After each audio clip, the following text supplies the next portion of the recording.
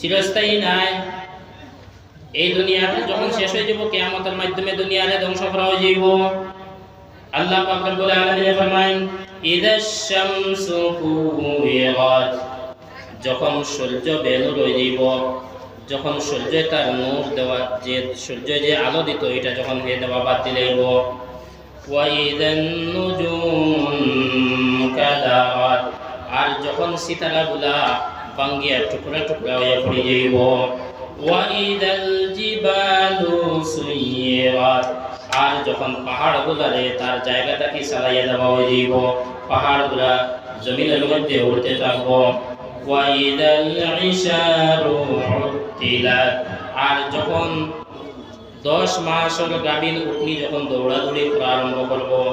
ওয়া ইদাল উহুশু হুশিরাত, আর যখন দরিন্দা জঙ্গলি প্রাণীগুলা, চারপাশে প্রাণীগুলা যখন দৌড়াদৌড়ি ছুটাছুটি আরম্ভ করবা।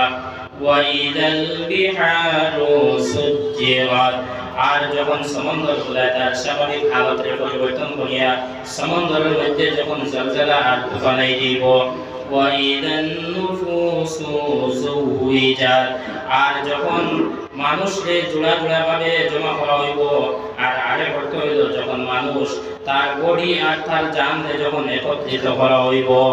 ওয়া ইদান নুফুসু যুওইজাত ওয়া ইদাল মাউউদাতু সুইলাত বিআইয়ি যামবিন কুতিলাত, আর যখন ওই সমস্ত জীবিত দফন করা ছোট ছোট বাচ্চা মেয়ে সন্তানদেরকে জিজ্ঞাসা করা হবে কোন অপরাধের কারণে তোমাদেরকে জীবিত অবস্থায় দফন করা হয়েছিল।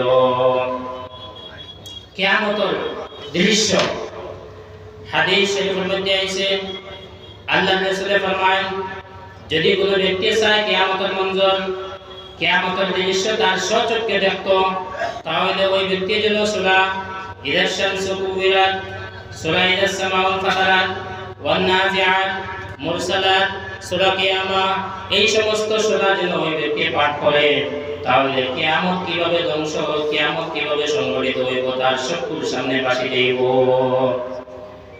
সূরা ইদাস সামাউ ফাতারাতের মধ্যে আল্লাহ পাক রব্বুল আলামিন ফরমায় ইদাস সামাউ ফাতারাত ওয়া ইদাল কাওয়াকিবুন তাসারাত, যখন আসমান ভাঙিয়ে টুকরা টুকরা হয়ে যাব, যখন তারকাগুলা ভাঙিয়ে টুকরা টুকরা হয়ে জমিনের মধ্যে পড়ব।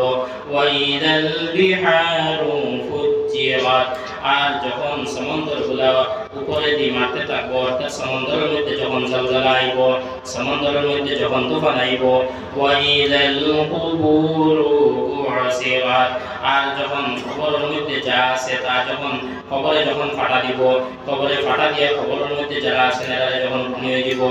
আলিমাত নাফসুম মা কদ্দামাত ওয়া আখারাত, প্রত্যেক ব্যক্তি জানতে পারবো সে জমিনে থাকাকালীন কি কি আমল আগে পাঠাইছে। তখন মানুষে তার চক্ষুর সামনে সব প্রকাশ্য হইব, সব তার চক্ষুর সামনে আসিব। এ কিতা কিতা করছিল, কিতা কিতা হে করছে, সব তার সামনে বাসিব, সব তার স্মরণের মধ্যে আসিব। এটা হইল গিয়ে কিয়ামতের মাঠ।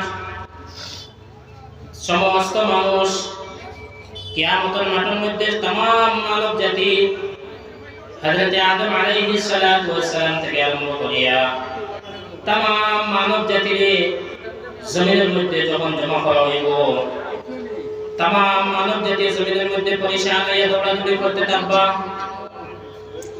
কেউ কেউর চিন্তা করার কোনো সুযোগ নাই, একে অন্যরে ইয়াদ করার মতো কোনো সুযোগ নাই।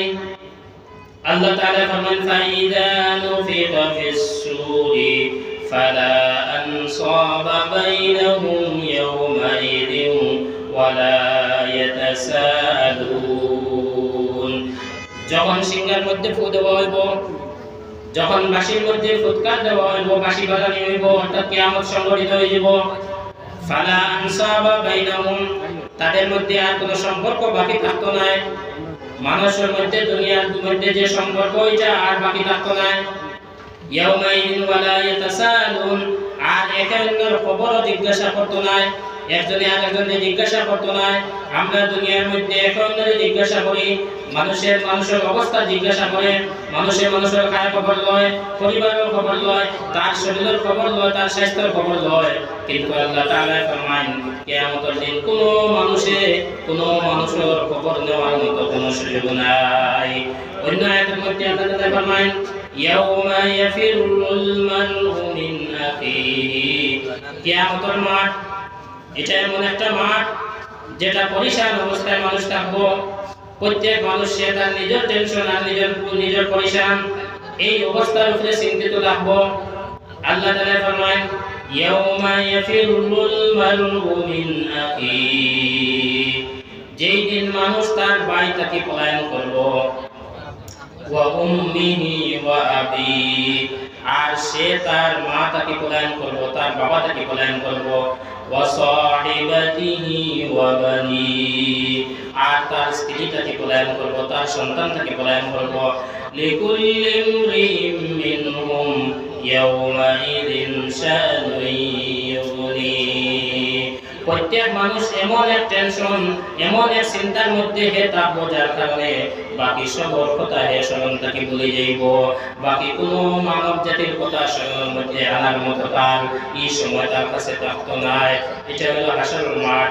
হাসরের মাঠের মধ্যে হাদিস শরীফের মধ্যে আছে আল্লাহ রাসূল সাল্লাল্লাহু আলাইহি ওয়াসাল্লাম ফরমান হাসরের মাঠে প্রত্যেক মানুষকে উঠানি হইব জমিন